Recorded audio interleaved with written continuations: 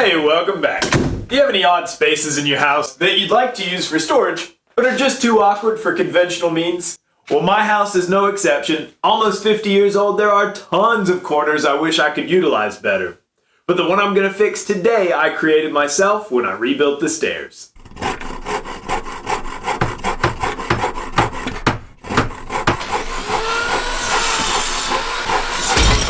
That's a wrap. Here I am under the stairs, and as awkward as this space is, I'm actually talking about this dark corner underneath the turn in the stairs.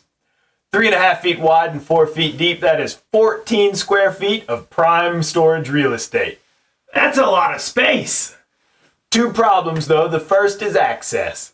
I'd like to store ceiling tiles and carpet tiles, but I don't want to have to crawl underneath and pull them out when I want them. So I need some way to roll them out, and that's problem number two.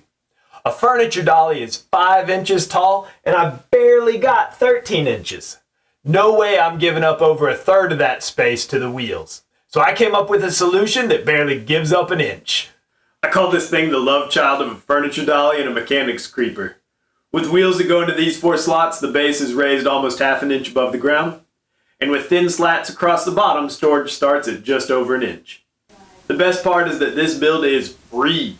All the material is junk wood. I don't mean scrap wood left over from other projects, but junk wood that I tore out of the house and probably should have thrown out, but I just couldn't bring myself to do it. For the wheels, I'll use my 4-inch circle jig and some 1/2-inch plywood.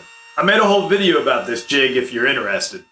My design makes use of a lot of 1x materials, so the first step is to resaw the 2x4s down the middle at the bandsaw before cleaning up one face on the joiner and the opposite face on the planer. After that, I'll clean up the edges using the table saw. Now the lumber's S4S or surfaced on 4 sides, which is how lumber comes from the big box stores when you buy it.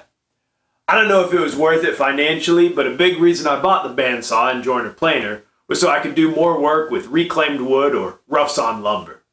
Getting back to work, I glued up 3 layers of wood to make the side rails, making sure to measure and leave spaces for the wheels. Once the glue is cured for a couple hours, I can pull the clamps off and start cutting the notches for the bottom rails at the table saw. This is not a quick step, but clamping both rails together does cut down on the time.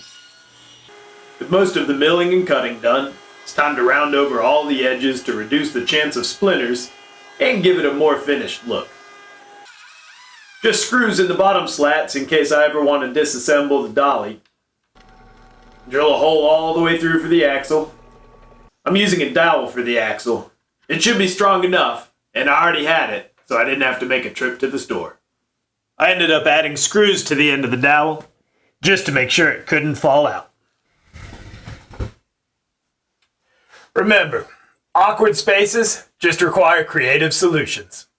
I hope you enjoyed this video. Have a great week, and as always, get out there and make some sawdust.